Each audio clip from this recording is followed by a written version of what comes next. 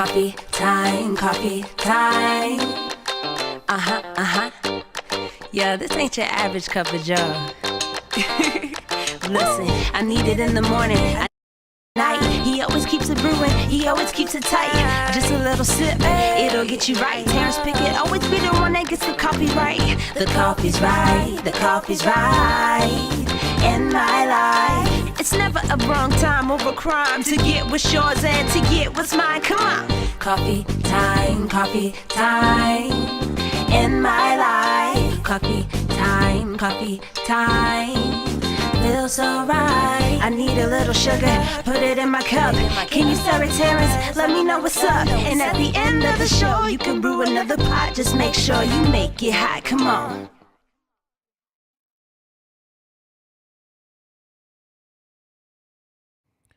And good morning, everybody, and to everybody. Good morning. Every day that you are alive, it is a good morning indeed. I need to see who's on this morning. Say something to me. See the numbers, but I don't see the people. Jared Brown. Good morning, good morning, good morning, good morning. While I'm waiting for you all to say something to me, let me go ahead and let's do our announcements.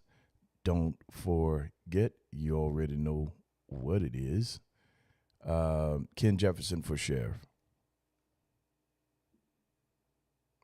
He's giving you a plan. He's told you how he's going to take care of the plan. Normally, I just run through that. This morning, I'm going to show you what the plan is. Let me remind you. Safety, equal access to housing, fairness, and justice. All right. Let's look at his resume. Let's look at his resume. I have it on the screen. Over 24 years with JSO. Started as a patrol officer and was promoted to leadership roles, including field training officer and administrative detective for inspections, accreditation unit, academy staff, instructor, burglary detective, sex crimes detective, and police recruiter. Served as the public information officer. He was the voice for JSO for a while. Received numerous honors, including the U.S. Attorney's Office for the Middle District of Florida honor, FBI Director's Community Leadership Award, Bob Hayes Special Community Service Award, Life-Saving Award after rescuing 3 young girls from a car submerged in a pond after an accident. So I get an opportunity to go on his campaign trail, Sunshine 1113. Good morning to you. And while we're on the campaign trail, there are things that I hear him say. We get an opportunity to talk about. I think the thing that is most notable to me, the thing that stands out to me the most in regards to Mr. Jefferson, and is one of the things that you have to be a leader, is his poise and his wisdom. You can't get emotionally involved. There have been some situations where some things have happened, and I've got to admit, I told Mr. Jefferson, Sheriff, here's my take on that. And sometimes he smiles and gives me a different perspective on the basis of his calm demeanor. That was one of the things that I loved about Barack Obama. He was calm. That's needed in leadership. You need to be able to make sober decisions. So his ability to make decisions, his ability to lead is not a strange thing to our community. He's proven that time and time again. So on August 8th, make sure you vote Ken Jefferson. Don't wait till the 23rd. Hit the early voting. If you do early voting, you can vote from any precinct. If you wait until August 23rd, you have to go to your precinct. If you go to another one, they'll let you vote. It just won't count. So we've got to show up in record numbers to make this happen. It's time for a change in the city. I'm tired of the violence. I'm tired of hearing every morning, seemingly, up under this administration and the previous administration, we have waken up nearly to crime doubling, murder rate as high as it's ever been. And it's time for a change. Ken Jefferson for sheriff. You better believe it. Also, ladies, don't forget your empowerment brunch. I told Raquel I'm a little jealous. I want to come to that empowerment brunch. Transform Her Women's Empowerment Brunch, Saturday, July 30th from 12 to 4 at the Grand Rose Ballroom. That's 9222 Arlington Expressway, Jacksonville, Florida, 32225. You can get tickets from Beauty and the Beat 2022.eventbrite.com. Get your tickets today. Trust me, it's going to be a blessing to you, all right? I want to make sure I'm going to be giving away 2 tickets this week. Today is Tuesday, so we have the next 3 days, and I'm going to be dispersing those tickets this week to our listeners. Thank God for Raquel. She gave us that. So we're grateful for that. Sunshine 1113, good morning. Wayne Benedict, what it is, sir. DeJuan McIntyre, D-Mac, what's happening? And good to all of you, no matter what platform you are signing in from. We have a total of about 70 people that are on. Facebook is only about 5. So there's a new, we've got this new thing that tells us how many people are on from each platform. Welcome all of you from YouTube as well. I need you to do me a favor. I need you to help me get those numbers up. Invite somebody, share. We're getting ready to talk about how to make relationships work, making relationships work. Sammy Kenyatta, good morning. Good morning. So help me get the numbers up. Do me a favor. Invite somebody, share. Please invite somebody to share. I know there's going to be something that we share this morning that's going to be a blessing to somebody. Don't forget, here's another announcement that we have. This July 17th, from 1 to 2 p.m., the Encounter Church. My God, help us today. One encounter changes everything. Love without religion. That's right. It's Encounter Church. We are launching. That's our official launch. We are excited about it. We are looking forward to it, and we're looking forward to also having you there. Bring your family. Bring your kids. There's something God is doing. I hate to say there's something new that God is doing, because there's nothing new under the sun. But there's definitely something different that he's doing, something many haven't seen on this side, and we're glad about it. We're excited about it, and I'm looking forward to it. How many of you all are coming? I'll let your boy. How many of y'all already know, hey, I'm not only am I coming, I'm joining. Okay, I'll wait for you. Invite somebody to share. How about that? So let's talk about relationships. let's talk about relationships. And this is not just a relationship as it relates to man and woman, but this could be sisters, brothers, parents, auntie, cousins. And it's also this conversation is applicable to friends. You have friends, you have people that are in your life who are important to you, and sometimes it's hard to love them. Do you all have any friends? It's just hard to love them. You love them. It's just challenging. It's challenging.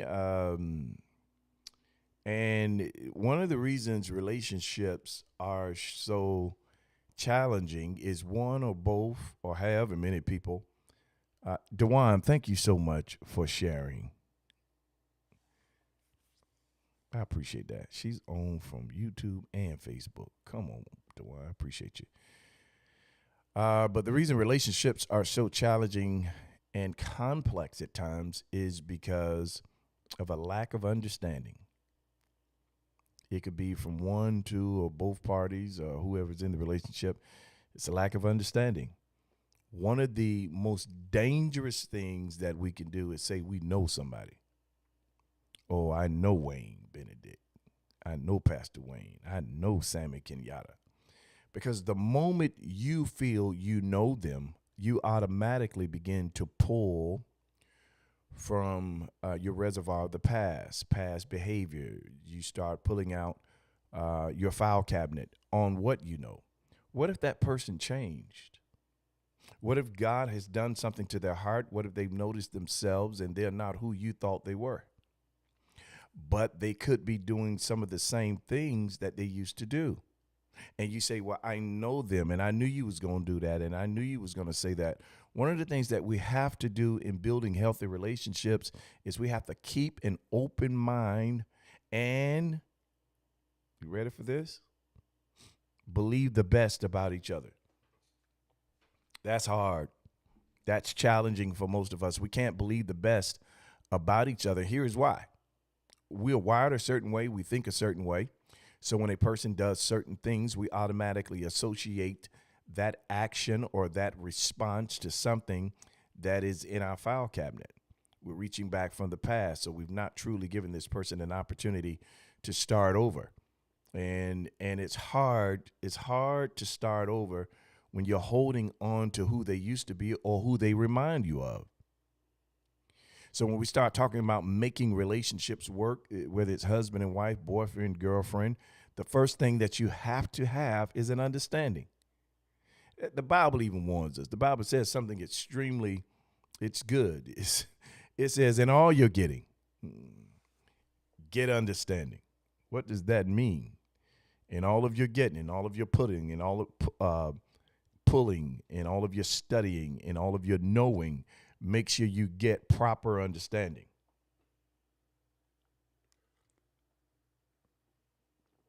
Make sure there's context for what you know. Sometimes we judge people based on the position they're in and some of the dumb things that they've done in the past. We judge people, prejudge people based on what we've heard about them.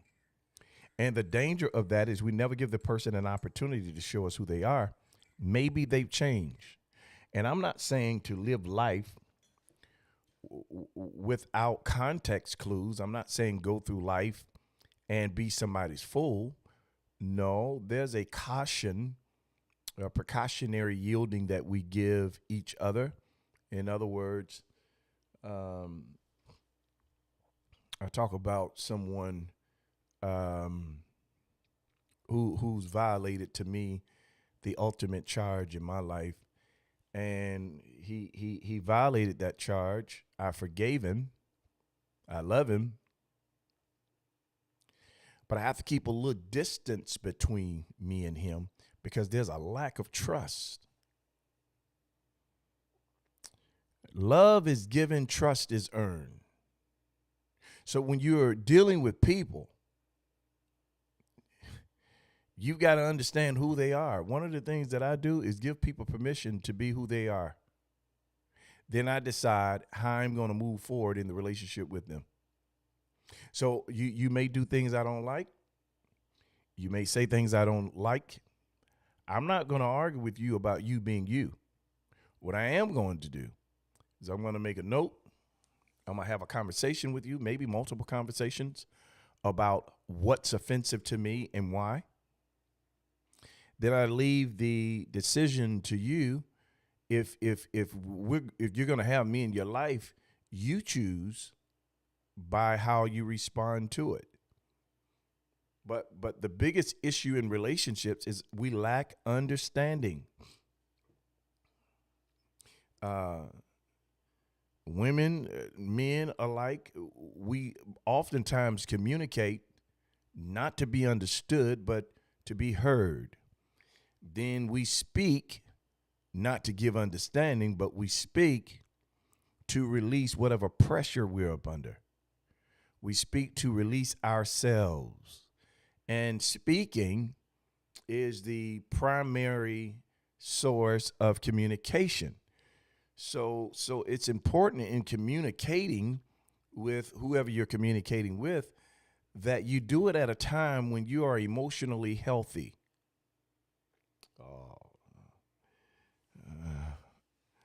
The two things that govern and help communication, it helps build healthy relationships, and I've said it before, is tone and timing. Oftentimes we're communicating something and we're right, but our tone is off.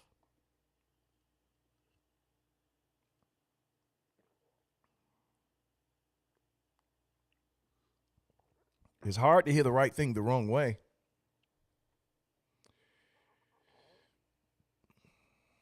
You can draw more with honey than you can vinegar.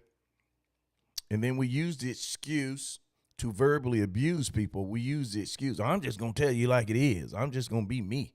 I'm just going to be raw. I'm going to keep it 100. Well, keeping it 100 and being authentic doesn't give you a license to overlook the person you're communicating to overlook their feelings. You got to know that. You got to know who you're with. You've got to learn who you're with. And one of the best way of learning and knowing who you're with is taking context clues in their behavior. At certain times, you know, they're in their feelings. They're going through changes. It could be psychological, physical, whatever the case may be. Then that's probably not a good time for you to drop something on them heavy, and it's going to cause their emotions to be released, the wrong emotions to be released. So you got to know who you're with. If you know they wild, if you know they're going to think the wrong thing, you know they're not a positive thinker, then you're going to have to be creative in communicating so that your truth is laced in such love that they can feel your heart and not misjudge what you're saying. Sometimes that works, sometimes it doesn't. Some people you just can't communicate with. You can't. They're not going to allow you. They're not going to allow you to be civil with them. They're going to find something you say, punch a hole in it. They're going to find something you say to discredit you. Those people, you can't communicate with them. You have to love them, pray for them, and create some distance between you. Andrea Mitchell, good morning.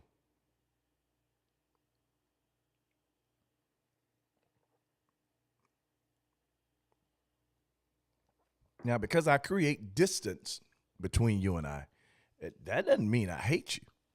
It actually means I love you. I love you so much. I respect where you are. I respect who you are. And I respect our relationship to the point that I do not want to throw it away. I don't want to throw it away. I don't want to dismiss you completely. I just want to keep myself in a place where you're not hurting me. I want to keep myself in a place where I protect my peace. And in order to protect my peace, in order to stay in a place free from pain, I've got to create some distance between you and I. Now, how do we measure the difference? The distance, I'm sorry. Well, we measure the distance that we need to have with someone by the pain that they've caused. Doesn't mean we're wallowing in unforgiveness. Doesn't mean we're holding on to anything. No. You teach me how to treat you. If every time we get together, you yelling at me, and if I've expressed to you, I don't like to be yelled at. Please don't yell at me. And every time I see you got to yell, distance.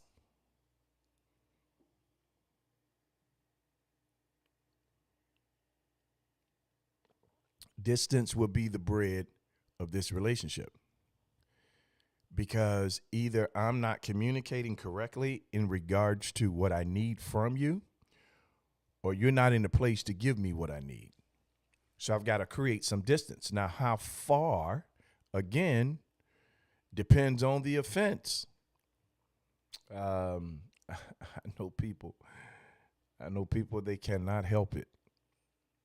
Their personality is so much, you can only take so much. So you have to literally pump yourself up to go in their presence, because you know once they leave, once you leave, you're going to be drained.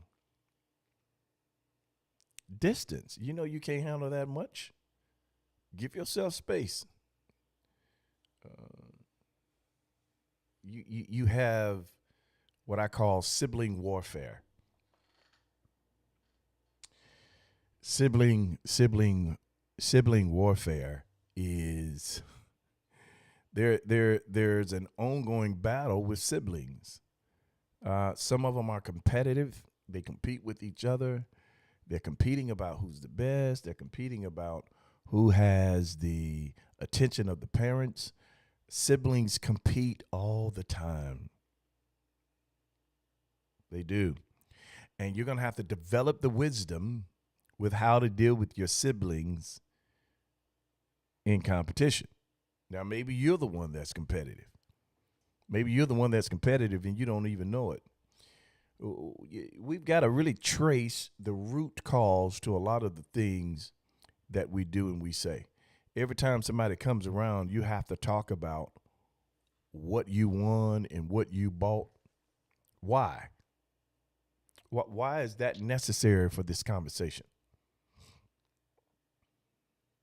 Every time someone comes around you, you have to talk about your wins, your successes, how well you are doing. Why is that necessary every time? Because people generally focus on what they are not accustomed to having.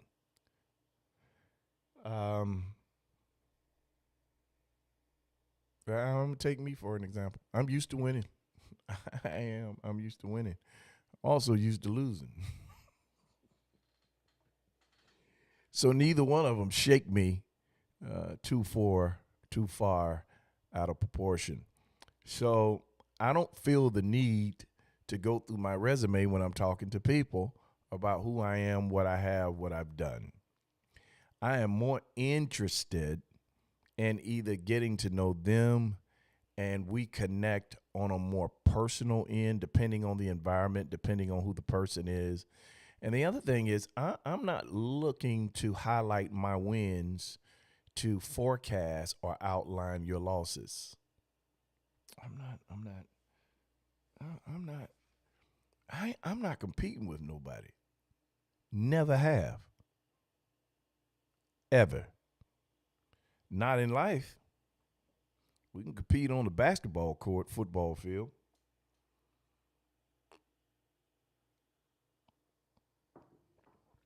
I've been a part of different things that require friendly competition. But I've never looked at somebody's life and measured what I'm going to do next.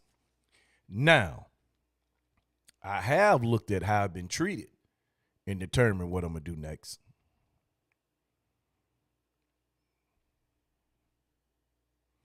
So when you talk about managing relationships, making relationships work, you have to have a clear understanding of who you're dealing with. If you're not clear on who you're dealing with, you're going to take it personal every time. Aren't you tired of failing the relationship test? What do you mean? Meaning you get in the same arguments with the same people. The same thing happens. I've got some people in my family that I was just tired of being at odds with. I don't care where we are, something's going to go wrong. And I grew tired of being at odds with them. Doesn't mean I don't love them, but I created distance. Doesn't mean I'm not mad at them. It's taking me this long to figure out something's dysfunctional about this relationship. And until God gives me the wisdom and the grace and the tolerance to deal with it and be overcoming in the relationship, I'm going to step back, give you. I'm not mad. I'm not going around talking about that person. I'm not downing none of that. But when the invitations come out for get together, I'm not coming. Because I already know, 30, 40 minutes in, something's going to go wrong. And I'm going to be at odds with certain people. So it's better for me and the relationship that I create distance so that I can protect my peace, one. Secondly, so something doesn't happen to ruin us where we end up not talking at all and hating each other. You got to look at the signs. You do. People are who they are. And if people are willing to change, the first sign of change is admittance. They will admit where they're off. If they're not admitting they're off, the responsibility is always on you to be the mature one. You got to always be the one to take the high road. Eventually, that's going to wear off and you're going to get tired of that. And when you when you get tired, if you are not careful, you'll start talking out of fatigue. Y'all hear me, man. Hear what I'm saying. You go to saying stuff out of fatigue. You tired of it. So you have a mountain of experiences that you've had with this person, and then you start talking out of fatigue, out of the agitation and frustration that they've caused over the time and term of the relationship. That's unhealthy. Keep yourself in a healthy place. How do you know when you're in a healthy place? Here's how you know. Here's how you know when you're in a healthy place. When you're able to speak and be calm, when peace is able to be your guide. Once your peace has been insulted, once your peace has been overturned, that is not the time to try and deal with things. You got to wait till you capture your peace. You got to wait. It takes time. It may take you months, it may take you a year. I don't know. It's different with everybody.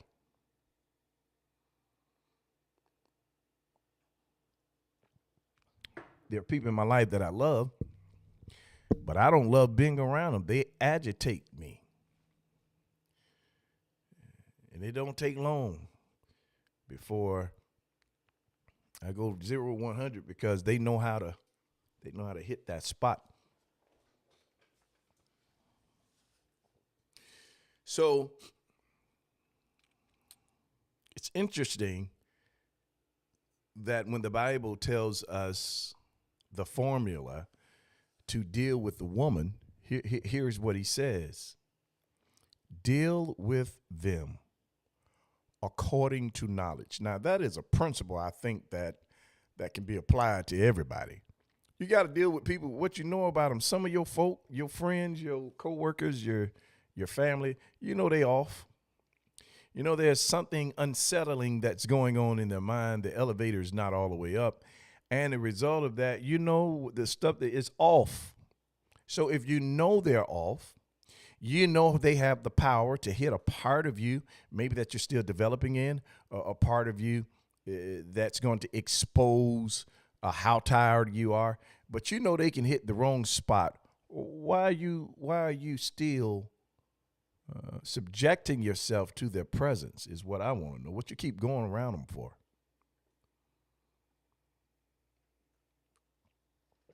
When I was a kid, my grandmother, my grandmother and my parents bought me a bicycle. We kept it at my grandmother's house. And when I would go to my grandmother's house, my cousin Mike, shout out to Will Watson, he and I would ride our bicycles.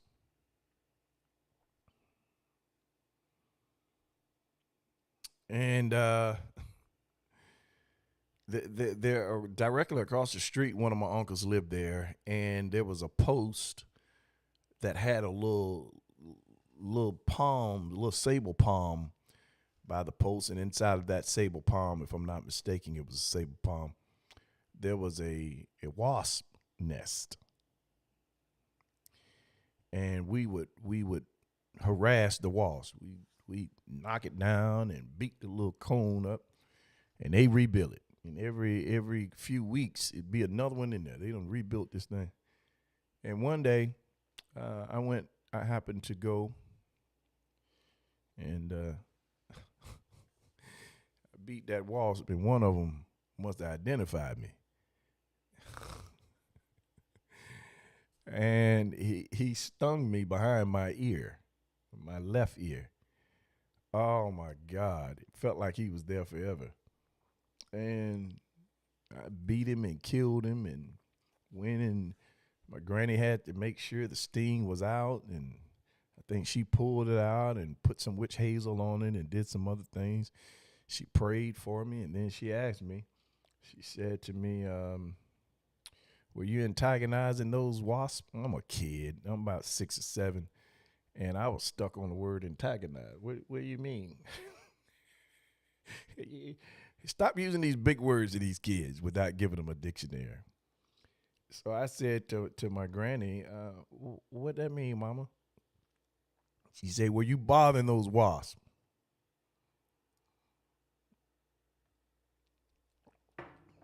I told her, I remember telling her, no, they was bothering me. I'm the one that got stung. She said, yeah, but were you bothering them?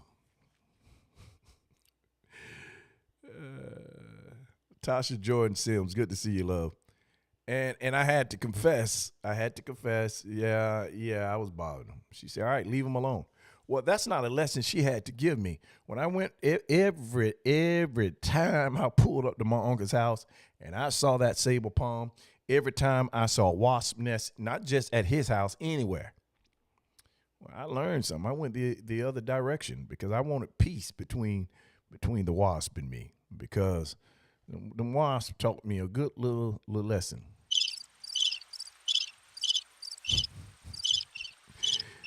Them wasps taught me, don't play with us. And I never bothered them again. To this day, I don't bother them. My balcony, upstairs balcony, the upstairs balcony of my home had two wasp nests. And I like sitting on the balcony looking at the water. So I'd go out there and they'd be flying by. And I declare I'll be out there minding my own business, maybe nice glass of water, punch or wine. And I'm minding my own business. And them wasps come by carrying something. And it's almost like they got the email from the wasp that stung me as a kid. They be looking at me as they fly by, like, I dare you do something. So I learned wisdom. I don't fool with them.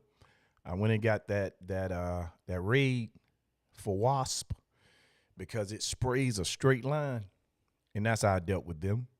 But I never ran up on them again. There's a level of respect that you have for anything after you've been bitten.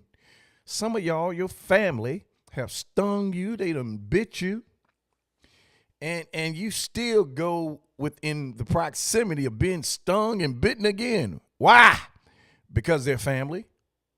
And it's something about family that keep us going back. But to protect your sanity, to protect the relationship, you need to give that some time and some space. Stop trying to beat everything. I'm going to tell you something else. God will send you the friends you need, and he'll send you the family you deserve. There's a scripture in the Bible that says, when my mother and my father forsook me, he took me up. He's going to always give you what you need. You don't have to ever worry about being alone. You can be by yourself and not be lonely, because he'll send someone, or he himself will be the comforter. He's going to be what you need. The thing is, you've got to break the cycle. You've got to break the cycle of dysfunction. And the way you break the cycle of dysfunction and make relationships work is sometimes you got to give the benefit. May the Lord watch between me and thee, while we're absent one from another, till we meet again in Jesus' name, and give yourself some time to heal from the last thing that they did. See, when we go and we keep going around those who've offended us without having time to heal, when we get around them, they open up that sore spot. And before you know it, you done cussed them out. You done got in a fight. You done got in an argument. Then you leave and you think about it later and you're feeling bad. Have y'all ever been in a situation where you told somebody off and then you thought about it later? You was like, you know what? I didn't even have to do all that.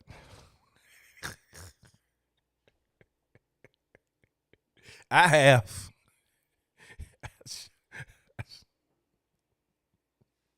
I did. Boy, I read this girl her rights. This lady tried me. She was being racist.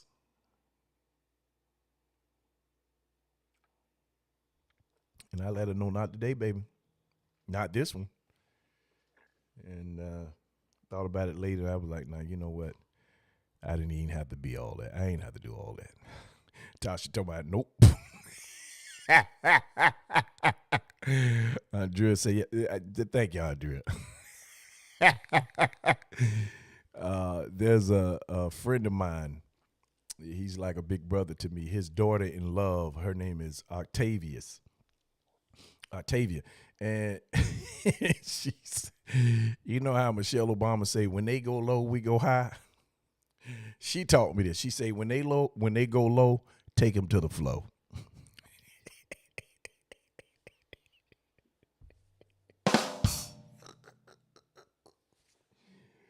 Man, that girl posted that. That took me out. When they go low, take them to the floor. So to protect the relationship, you're gonna have to create some distance. Some folk, family or friend, or at work or at church, you just gotta stay from around them altogether. Because if I hang around you gonna make me take you to the floor.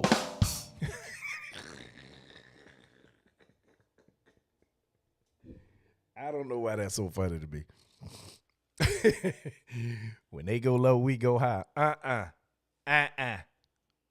When they go low, we take them to the flow.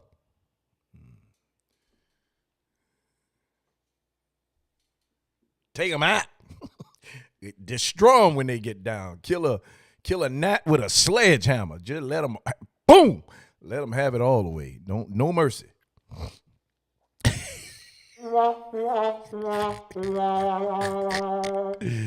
Lord Jesus, that is funny to me. So to protect your peace, to protect your sanity, and to protect the relationship, because you don't know when you're going to need people. You don't know who God's going to use later. You need to give yourself some distance, especially if you've tried to communicate with them your displeasure or the things that aggravate you, and they don't hear you.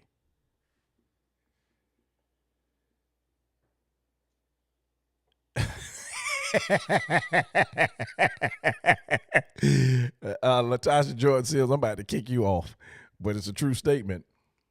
Tosh say sometimes you don't know not to mess with something until it bites you good.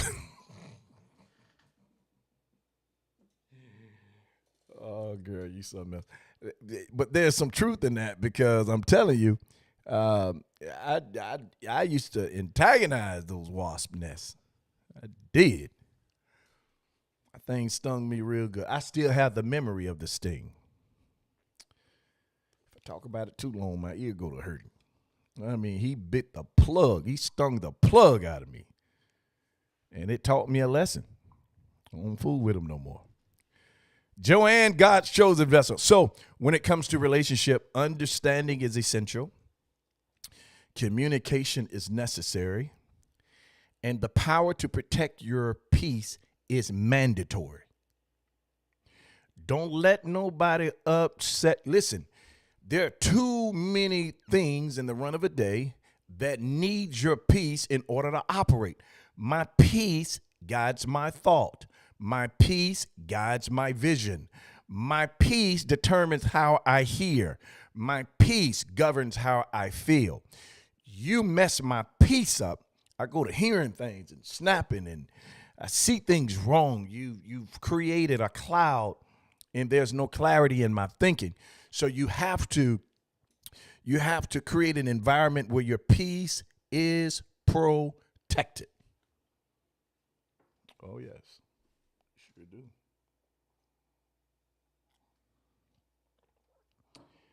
My peace protection plan, listen, it's high tech. It's high tech. I don't care who you are.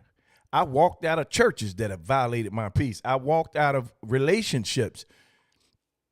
I'll never forget I was in a relationship, and I really cared about this girl. Oh, I love that girl. Oh, I sure did some years ago. I love that girl. I did.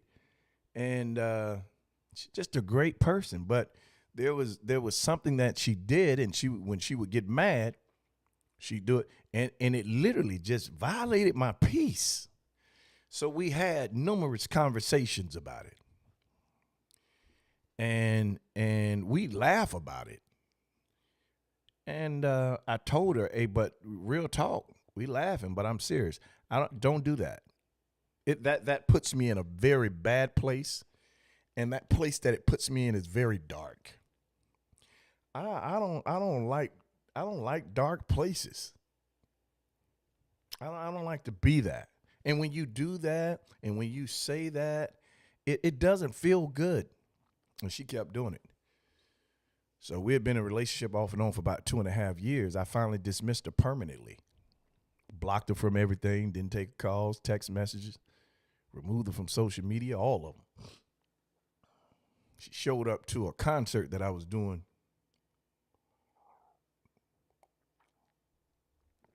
And when it was over, I saw her coming. I got out of there. I wasn't over her. That was one of the reasons I left. I wasn't over her, and I was still vulnerable to her. So I had to get out of her presence in order to protect my peace and my heart. Because here's what's going to happen. Your head or your heart will lead you somewhere where your head is telling you, don't go there. Certain people you have no business entertaining. Now, you know the damage that they've done to you. You can forgive them and not see them no more. You don't entertain a relationship that you used to be in, and they were abusive. That abuse can be physically, psychologically. It can be spiritually. You verbally. You've been abused by this person, but your heart is weak for them. Your heart is weak towards them, and you get around them. They expose how vulnerable you are to them. In most cases, they use it as a tool to wheel you back into their dysfunction. You're going to have to cut them off, stay from around them, stop taking calls, text message. If there's a party and you think they're going to be there, you don't need to go. If you do go and they show up, you need to leave. You're not strong enough to defend yourself against what you don't need. And that's why there's so many dysfunctional relationships, is that we don't have heart and head harmony. Our heart and our head on two different pages. My heart is weak to you because you do it for me.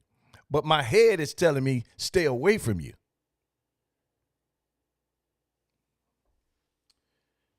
I know I'm talking good. Y'all just you don't want to be saved. Don't save her. She don't want to be saved. You're trying to make something work that's not working.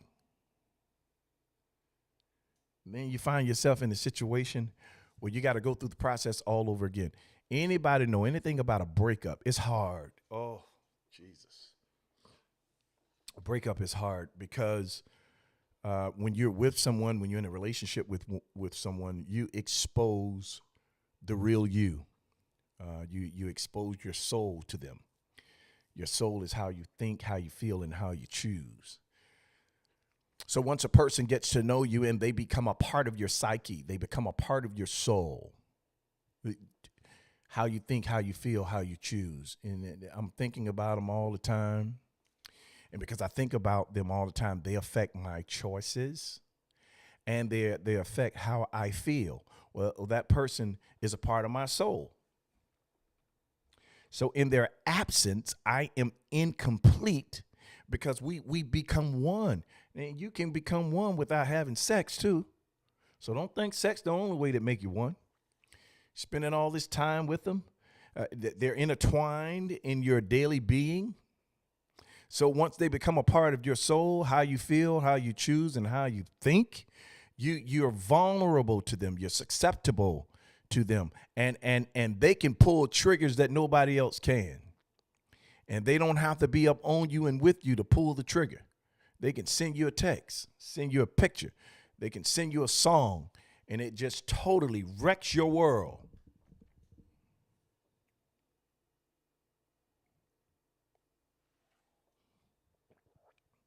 Some of your children do that to you. They know how to wreck your world because you carried those kids. You love those kids. Those kids are a part of your life.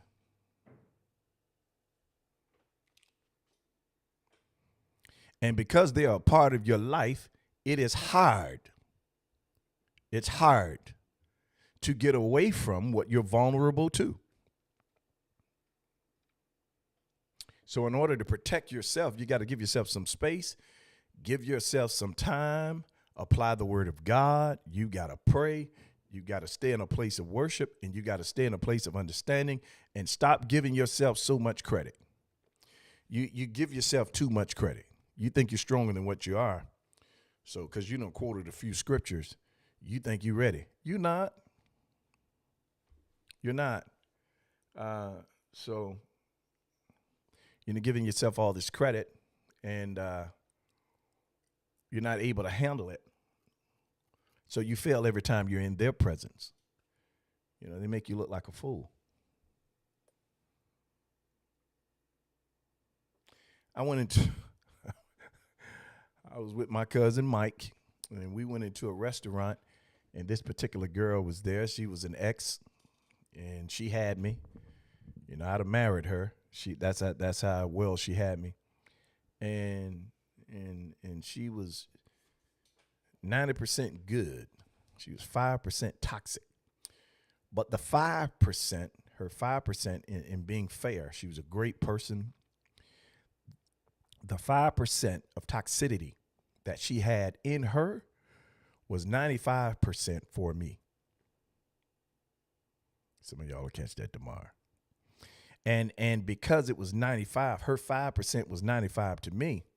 It was just a part. Everybody has something toxic in them, but I couldn't deal with that.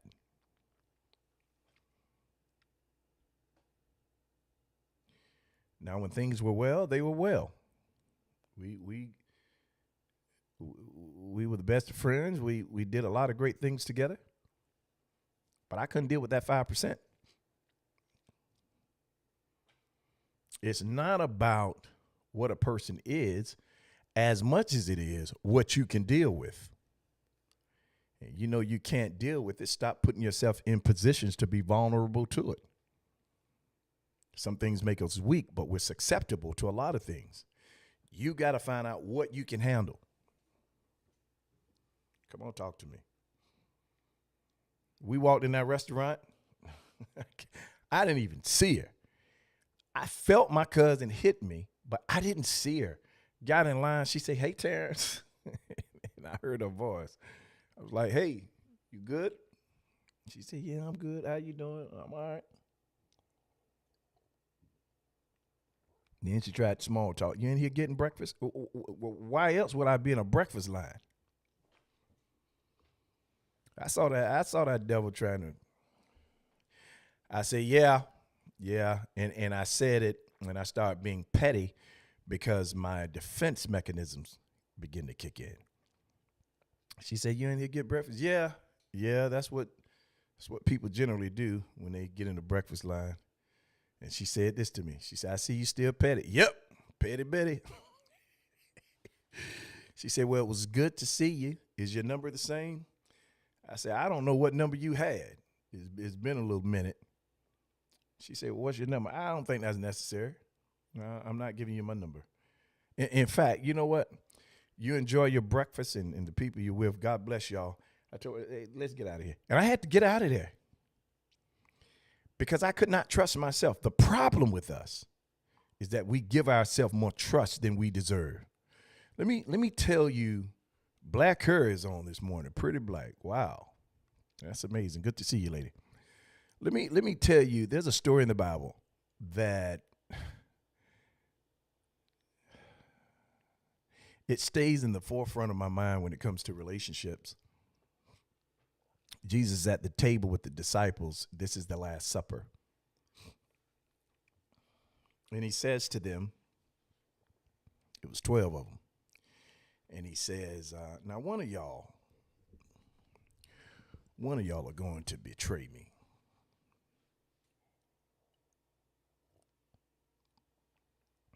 This is what he said to his boys.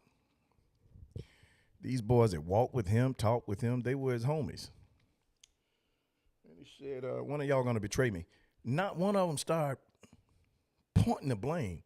Well, you know what, Jesus, I think it's going to be John. He always up under you, but he looks a little fragile. What about Bartholomew? No, I think it's going to be Peter.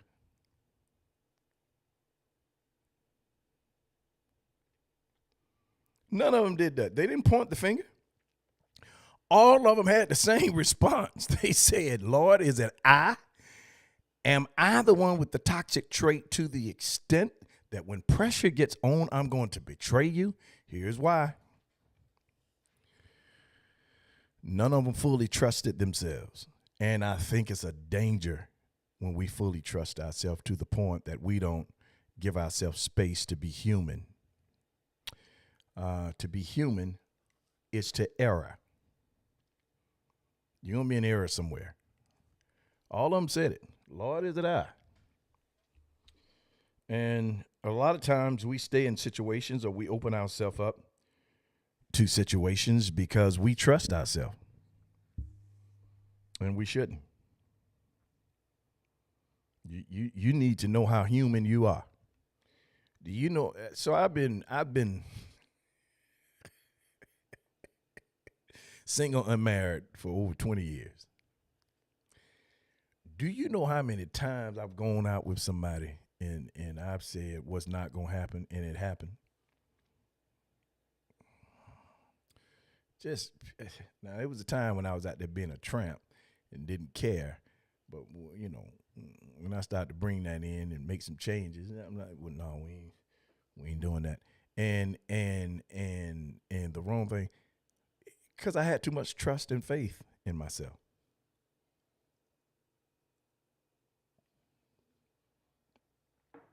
That taught me not to trust me. It taught me to get to know me.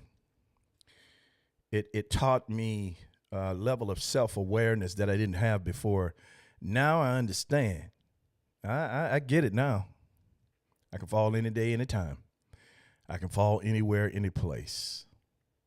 So to keep myself in a certain frame of mind, so I'm not open up to the common failures of humanity, I have to create the environment that is conducive for me to walk in my strength. I don't have people in and out of my house. I don't even have family in and out of my house. It's this. My house and my office, I call them my palace of peace. At any time, I can go and worship. I can go and praise because I keep an atmosphere that is conducive for my sanity. I'm not like y'all.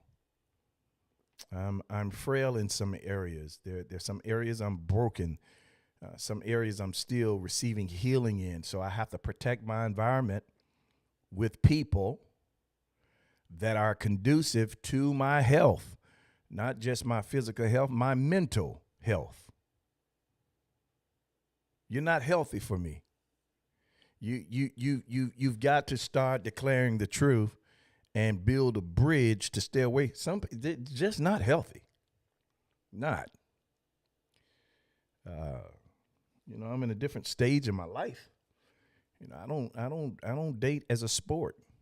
We're gonna get married or we not. At least that should be the goal.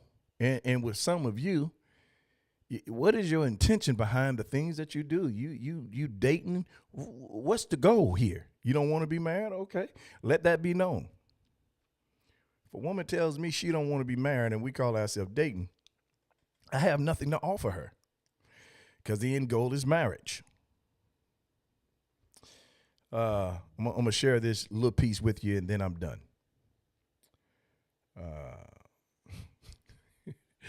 Joanne talk about Joanne say, shut up. Not you, tramp. No, pastor. Oh, yes. Yeah, we were starting in them streets at one time. God had to deal with me. So, made that change, thank God. So even in there's one more thing I'm gonna share. I'm gonna say this. Even in ministry, there's a level of care that you have to have. So we're getting ready to launch July 17th. Well, people gonna come to the church, but you gotta be human to the people. Greet the people, thank them for coming. Well, I've got guard dogs, male and female. I say, hey, don't let them women come hang around me too long. It may trigger something in me, or I may trigger something in them that is unhealthy. So you have to set guidelines and guardrails. You've got to know yourself. You got to know your strengths. You have to know your weaknesses. I know where he brought me from, and I'm not going back. Therefore, I've set in certain people in certain places to protect them and me.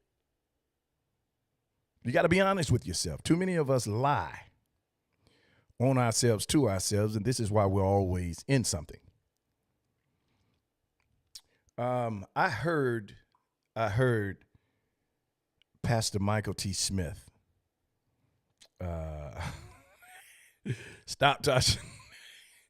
I heard Pastor Michael T. Smith. He said,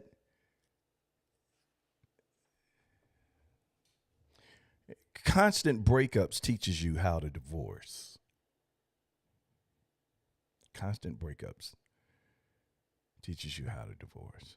You never master how to make a relationship work if you're dating dangerously. Now here's a dangerous way to date. And I used to be there. You do something I don't like, I'm out. I'm on to the next one. Sometimes before I'm completely done, I done moved on. That's unhealthy because it doesn't teach you the discipline to stay. And the reason a lot of relationships don't work is we've not worked on the intestinal fortitude to stay. We're not consistent with staying. So because we're used to quitting and walking away and running, and I ain't tolerating that, we've trained our soul how to be covenant breakers. So now you get married, first little fallout you have, you ready to pack your clothes and leave because you've trained your soul how to leave in dating. That's why it's unhealthy to do a lot of dating. It's very unhealthy. I'm going to tell you something else that's unhealthy. Running and being afraid to deal with issues head on. That's unhealthy. It is. It's unhealthy. You cannot run from conflict. You need to learn conflict resolution. And the way you handle conflict is not the worst thing you can do is close your mouth. You stop the communication because maybe this person have done the same thing over and over. No. You be clear in your understanding with them. Hey, you know what? I just want to talk to you. I'm gonna create some. And you can't do this with everybody. When you're dealing with reasonable folk that understand, like me, if you're dealing with me, I can disagree with you and still understand where you're coming from. Some people are just unreasonable. Some people, you just have to create that distance and don't say a doggone thing. You just got to do it. But others are reasonable. You know, there are some things that you do that we've talked about. Doesn't sit good with me. It causes me to feel a certain kind of way. And I can't master getting over it. I always accept responsibility. It ain't you, it's me. And because I cannot master getting over it, I know there's something broken. I just need some space. I need some time so I can work on me.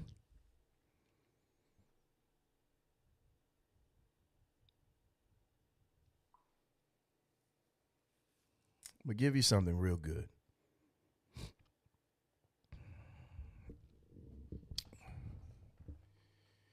Listen to the wisdom of God in you. It'll never lead you wrong. All right. That's now tomorrow I'm going to talk about when to leave. Because there are limits. There are times when you know what, this ain't working. It's not working and it's not going to work. Because you've posted in your heart what you are going to do, what you aren't going to do. And as a result of that, it's built the wall. If God can't get through the wall, neither can I. And it's insane for me to think that I can get through a wall that you build against God. So there is a time to leave. We'll talk about that tomorrow. Hopefully we get on that tomorrow. Thank you so much for your love, your support. For all of you that gave, thank you so much. We're able to do what we do because of you. The Cash App is on the screen. Sponsor Coffee Time. $ sponsor Coffee Time. I give you this just because Tasha said, please. Listen, when a person has been wearing on your piece, is no change. You're more frustrated than you are at peace. You're trying to make it work. and there's no light at the end of the tunnel,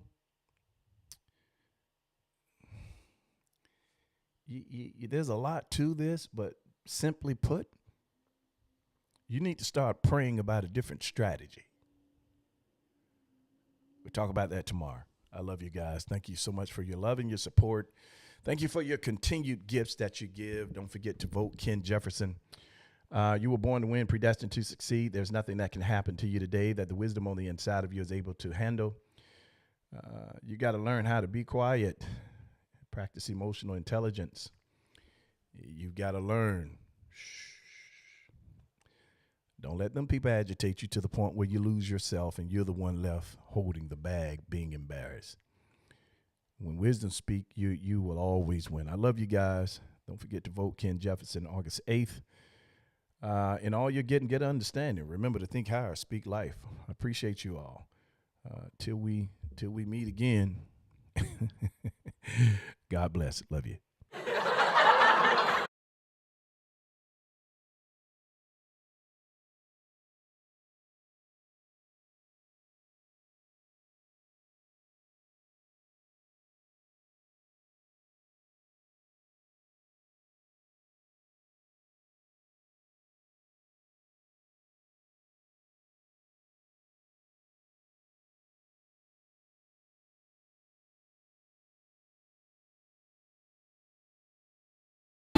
The coffee's right, the coffee's right in my life. It's never a wrong time or a crime to get what's yours and to get what's mine. Come on.